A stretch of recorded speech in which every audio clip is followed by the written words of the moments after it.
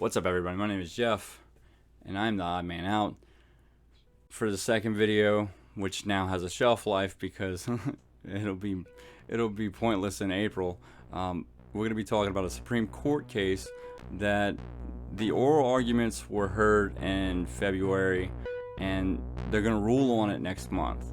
How they rule has a big enough impact on our Fourth Amendment rights, privacy rights in general, that I figured it was worth talking about, because it's kind of insane.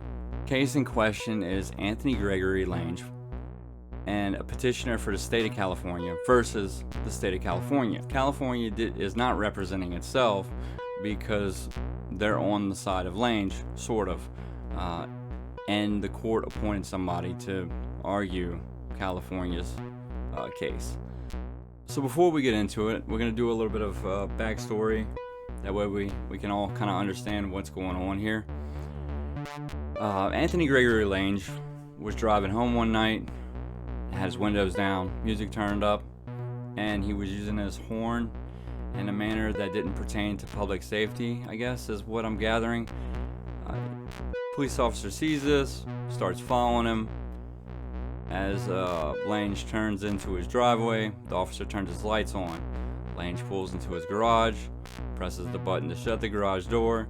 The officer gets out of his cruiser, runs up to the garage door, puts his foot in front of the sensor, and then goes inside of the dwelling and arrests Lange.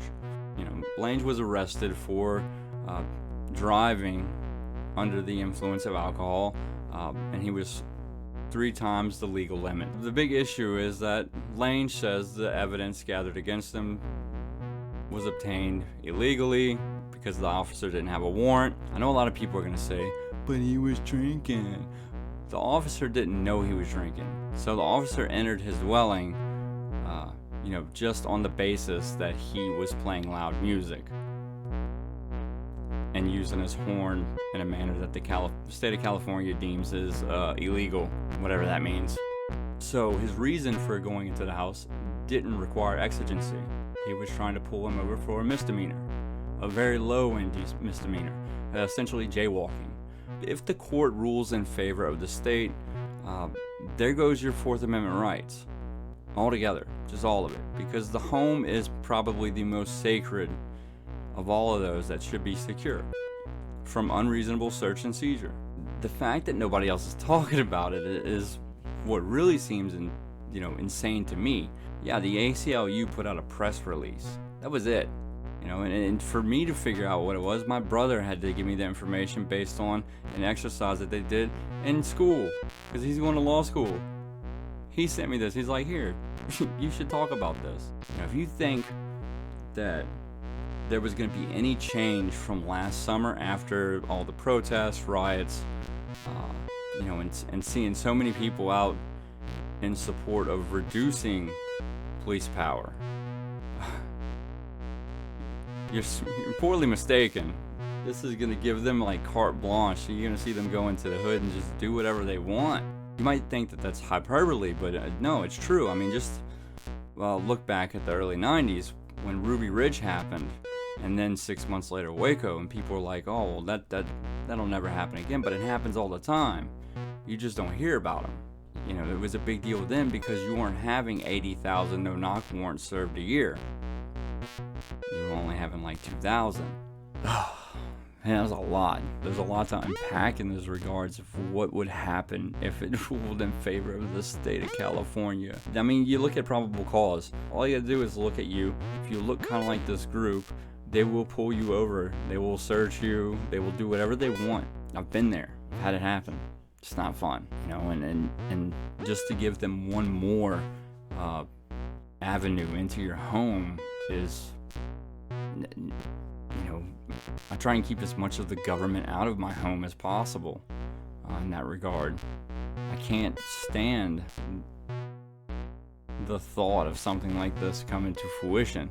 Like that would probably send me over the edge. I would be uncomfortable at that point. Anytime anybody wants to just invade your space, your private space, your home, that's pretty despicable stuff, man. You know, even within libertarian circles, you would imagine with such a huge value placed on civil liberty that they would have their ear to the ground on this stuff, and they dropped the ball. Everybody dropped the ball. And, you know, it's not like a party thing, you know, because this case started under Trump, and nobody said anything about it then. You know, everybody's too worried about coronavirus. And now that it's switched over to Biden, I mean, this is the man that, you know, passed the 94 crime bill. And then parts of his 94 crime bill that weren't put in the law back then became some of the Patriot Act. He doesn't care about your privacy rights. You can see he hasn't done anything about police brutality or anything like that. There's definitely not any criminal justice reform coming down the pipeline anytime soon, even though they have the House and the Senate. They don't care about you. So now that we've covered what's so dire, what's so serious about this situation, you know, let's talk about some solutions. There's really only a handful of solutions that you have in this situation, and most of them require being somewhat involved in your community or local government. I mean, if you have the ear of somebody on the local government, that's even better. Establishing boundaries on who can be hired as a police officer within your community is really important at this point, because the people that aren't going to come into your home and use that excuse, if they do rule in favor of the state of California, which past rulings show they won't, is community policing. You know, police not hired outside the area. They know the people. Police are less likely to abuse their power if they're from that community. They know everybody there. Community policing is the simplest way of fixing most of the problems with modern day policing. You know, maybe there could be legislation that would, you know, further define the terms hot pursuit and exigency. I mean, within, you know, if you could pass a law that would further define it and restrict it, that would maybe be another avenue of, you know, staving off disaster. That's where I'm gonna end it. I'm gonna stop ranting. Yeah, hit like and subscribe down below. Share it if you know somebody that'll value it.